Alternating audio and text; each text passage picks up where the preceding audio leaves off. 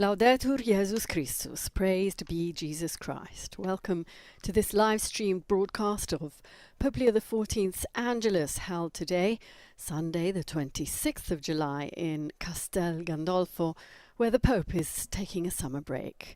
So I'd like to welcome you all, through you who are joining through various Vatican media channels, and also to all of you joining through EWTN TV, Salt and Light TV, Shalom World TV, Atmar Dashan TV, Catholic Faith Network in America, and to all of you joining through radio stations, including Radio Maria England and Luminous Radio India, as well as Radio Maria Papua New Guinea. And a most warm welcome to those of you joining through our dedicated American Sign Language broadcast, made possible with the help of our friends at Deaf Catholic Youth Initiative for the Americas. It'll be my pleasure to be with you today and provide you with the English language translation of Pope Leo's words. I'm Linda Bordoni. So just a few minutes at midday exactly, Pope Leo will appear from the window of this balcony in Castel Gandolfo. As I mentioned, it is a tiny little town in the Alban Hills, much cooler than Rome, where he's taking a summer break that is scheduled to end very soon. So as we await the Pope, you'll be seeing images of perhaps the pilgrims in the square holding up banners, holding up flags, and the Pope will lead a short reflection based on the Gospel reading of the day, and then lead the faithful and you who are following from home in the Angelus prayer. You are all invited to join in.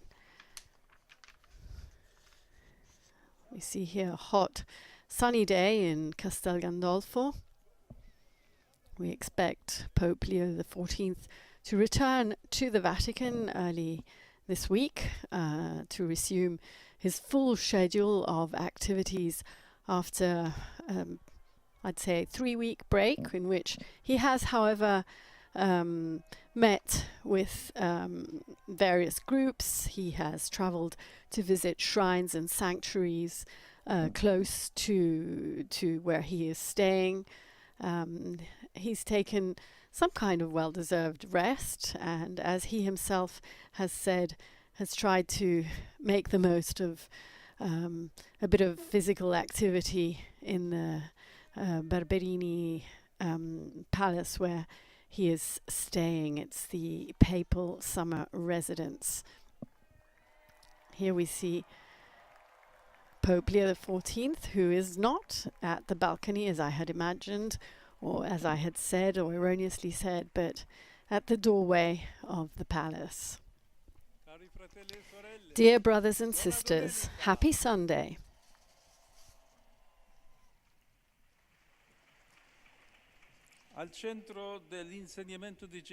At the heart of Jesus' teachings lies the mystery of the kingdom of God, which today's gospel likens to a treasure and a pearl. The parables convey the surprise of those who find something far beyond what they could have hoped for. So much so that selling or leaving everything behind no longer seems a sacrifice but a gain. Indeed, from the very beginning, the evangelists portray Jesus' call to follow him as irresistible. It's a free choice, yet also urgent and capable of eliciting a ready and wholehearted response. This is the first important aspect of how God is near and makes himself known. Encountering his kingdom marks a turning point that does not limit life, but enlarges it. If anything must change on our part, it's only so that our lives may be opened to greater possibilities, not fewer. There's a second aspect that Jesus seems to attach great importance to. The one who finds the treasure hidden in the field is likely a peasant, while the pearl is recognized as precious by a merchant, perhaps a traveler. Two more parables follow in which the protagonists are fishermen and a scribe well versed in both the Old and the New. Other parables compare the kingdom to a woman kneading dough or tidying her house, to a king planning for war, a man designing a tower, administrators managing payments or investments, and to shepherds and farmers. In short, the kingdom of God reveals its inestimable beauty in different ways, but calls everyone, men and women, young and old, rich and poor, to a profound renewal. Everyone is capable of understanding it and is drawn to it. Today, too, the Church is a communion of people who differ in origin, culture, abilities, and responsibilities. Yet all are called to recognize themselves as one in Jesus Christ. He is the hidden treasure, the pearl of great price, the net that gathers those who are scattered. From the beginning, Jesus called and gathered around himself people who would otherwise never have come to know one another. In this way, he demonstrated that God has no favorites, but instead offers his love freely, especially to the little ones or those cast aside. Brothers and sisters, all we have to do is ask for this gift, the very same one sought by the young King Solomon. It's the gift of recognizing the pearl of great price, of discerning the treasure for which it is worth selling everything. While the consumer culture influences our tastes, constantly creating new needs, only to sell us solutions that never satisfy and that sometimes even poison the heart, we must learn to grasp what truly matters, the treasure of a relationship with God that opens us to joy and helps us to live our relationships with one another more fully. May the intercession of Mary, seat of wisdom, direct our desire for life towards Jesus, so that in him it may find its complete fulfillment. Ave Maria, gratia plena, Dominus tecum, benedicta tu in mulieribus et benedictus fructus ventris tui, Iesus.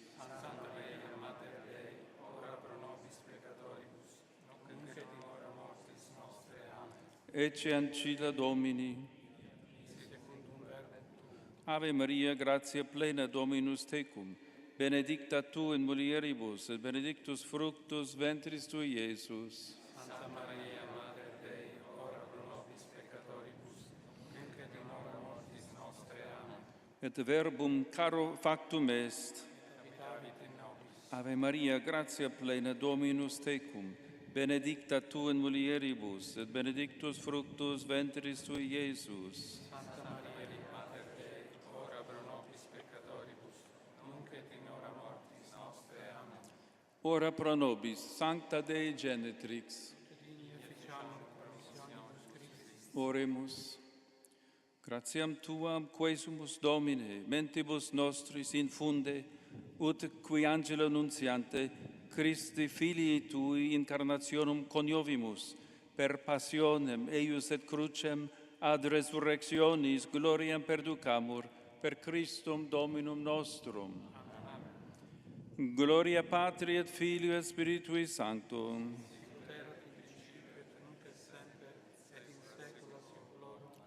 Gloria Patri et Filio et Spiritui Sancto.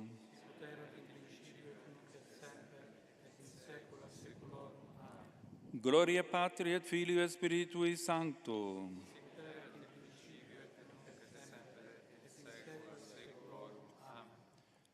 Pro fidelibus defunctis, requiem aeternam, dona eis Domine, et lux perpetua, luceat eis, requiescant in pace. Amen. Dominus vobiscum, sit nomen Domini benedictum, adiutorium nostrum in nomine Domini, benedicat vos omnipotens Deus, Pater et Filius et Spiritus Sanctus.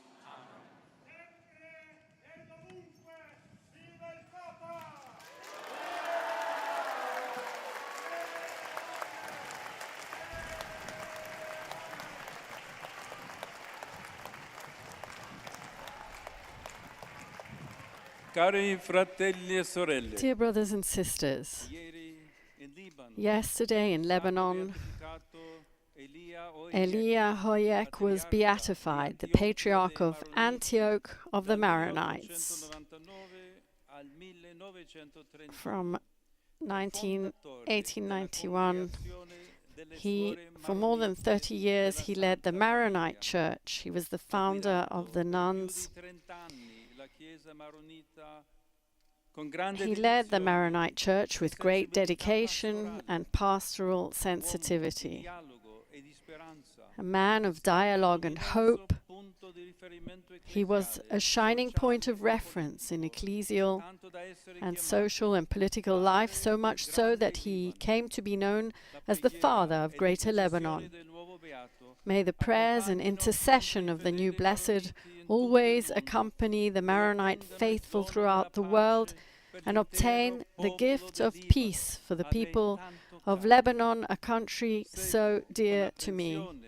I follow with concern the continuing escalation of violence in the Holy Land, where many civilians have also recently fallen victim, both in West Bank and in Gaza. I make a heartfelt appeal for a return to negotiations aimed at achieving a just political solution founded on the equal dignity and equal rights of every human person, and for the rejection of further military action and unilateral decisions, particularly those that violate respect for and the status quo of the holy sites of every religious faith.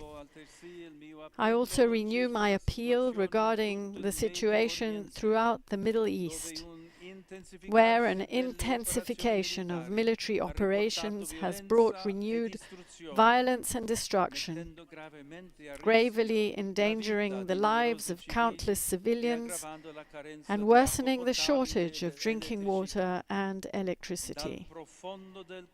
From the depths of my heart, I urge all parties involved to suspend their attacks and to reopen, without delay, avenues of dialogue and diplomacy, so that peace, so greatly desired for the entire region, may soon be achieved. Let us continue to pray for all the peoples throughout the world who are suffering because of war. May the Lord touch hearts and enlighten the minds of those in positions of responsibility, so that reconciliation and peace may soon prevail. In the face of the devastating wildfires that are inflaming various areas of France and Spain, I express my closeness and invite everyone to pray for those affected and for the work of the helpers. Today we celebrate the 6th World Day for Grandparents and Elderly, whose theme is drawn from the words of the prophet Isaiah, "I will never forget you." Together, let us thank the Lord for the gift that older people are to the Church and to society.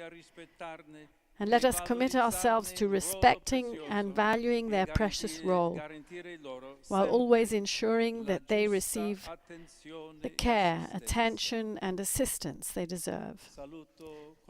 I also greet all of you present, residents of Castel Gandolfo and those from other parts of Italy and of the world.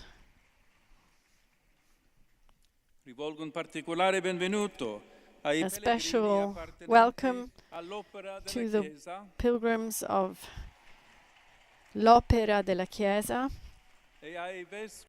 to the bishops who accompany them.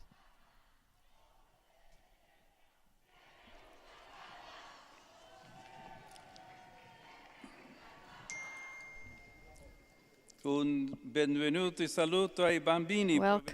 and greetings to children from the Church of Mercy in Cherkiv in Ukraine, who are guests of a parish in Nocera Superiore.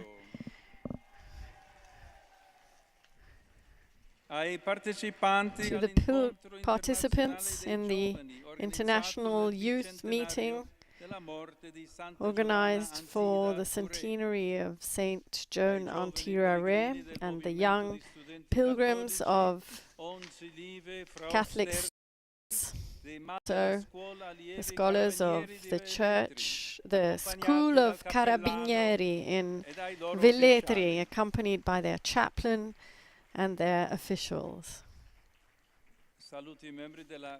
I greet members of the Catholic Association of Cameroon, Catholic Men Association of Cameroon. Here they are in their blue shirts with the Cameroonian flags. A special thought goes to participants of the Peach Festival of Castel Gandolfo, who have come bringing their fruit to be blessed.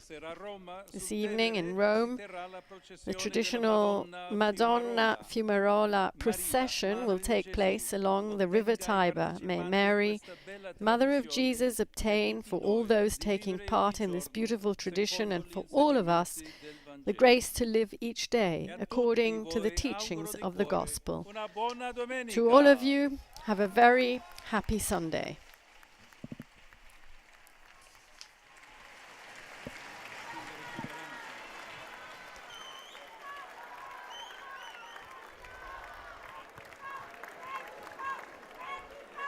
Pope Leo standing at the awning of the doorway, just waving to the crowds.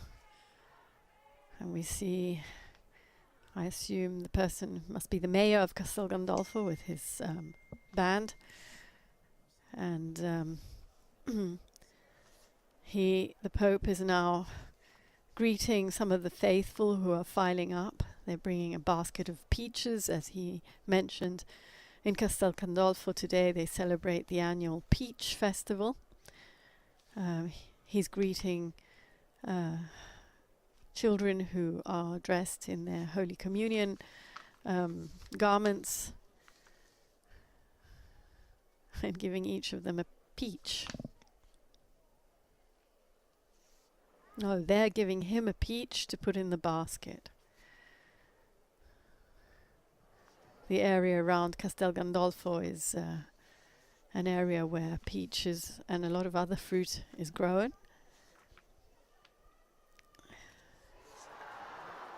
The Pope is greeting pilgrims who have brought, as they always do, gifts. Il Papa, acclamations rising from the crowds.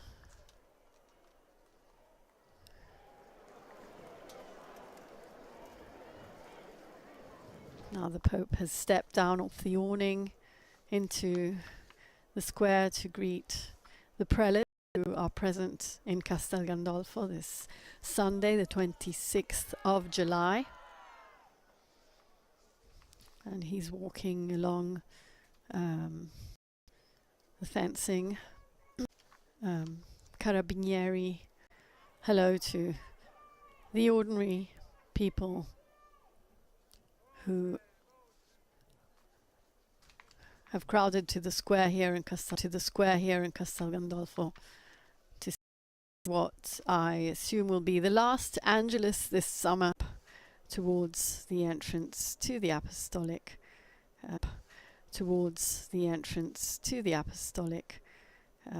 residence here in Castel Gandolfo.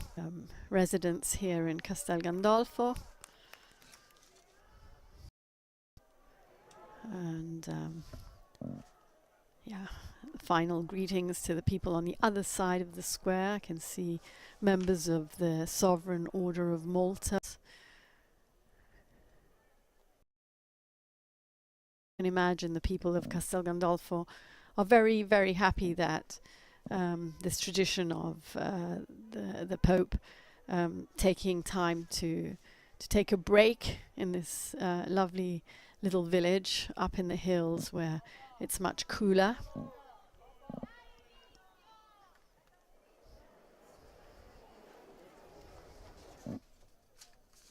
Let's also remember the appeals he made at the end of his Angelus, his appeal for all the parties involved in the war in the Middle East,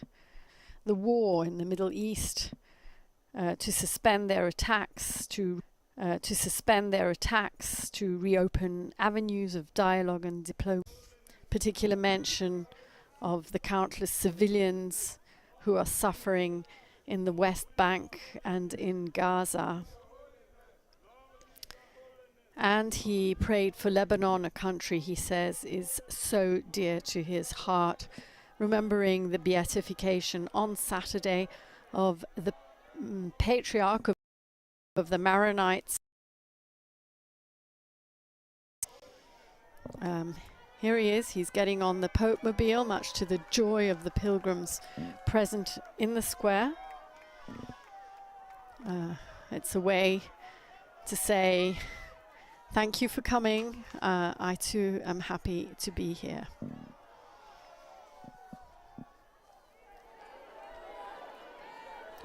During his appeal, the Pope did not neglect to ask for prayers for all the peoples throughout the world who are suffering because of war, asking all men and women of goodwill to join in prayers to the Lord to touch the hearts and enlighten the minds of those in positions of responsibility so that reconciliation and peace may soon prevail.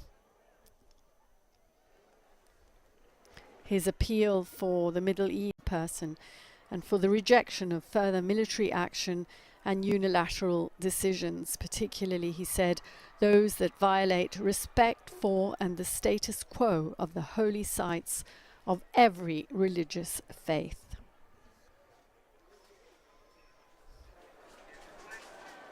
And the Pope here is taking his time to reach out and shake many hands as he takes a tour through the tiny little village, or Borgo as we call it, of Castel Gandolfo, up in the Alban hills where the summer recently been developed to include the Borgo Laudato Si and an Institute of Higher Learning dedicated to Cardinal Fabio Baggio. And it hosts workshops and courses dedicated to environmental studies, to the preservation of biodiversity, to the care for common home.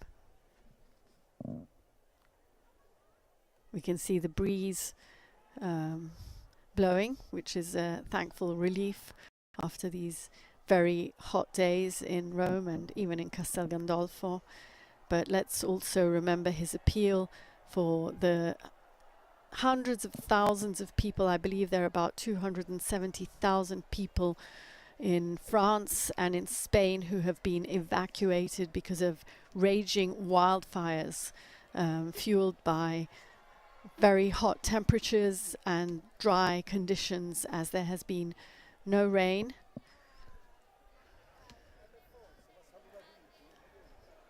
We've had people, victims, dying from the fires. As I mentioned, many people evacuated from their homes, from their lands.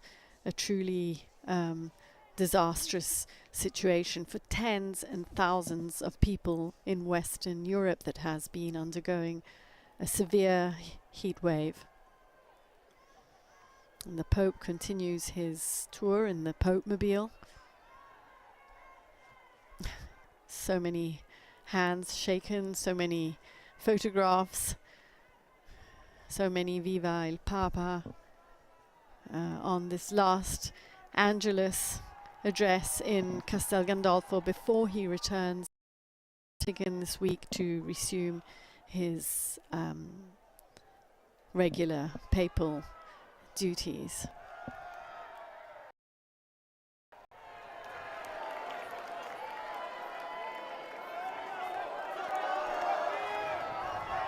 As we've seen, Italy, but also from across Europe, I can see a German flag. We can see the Cameroonian delegation.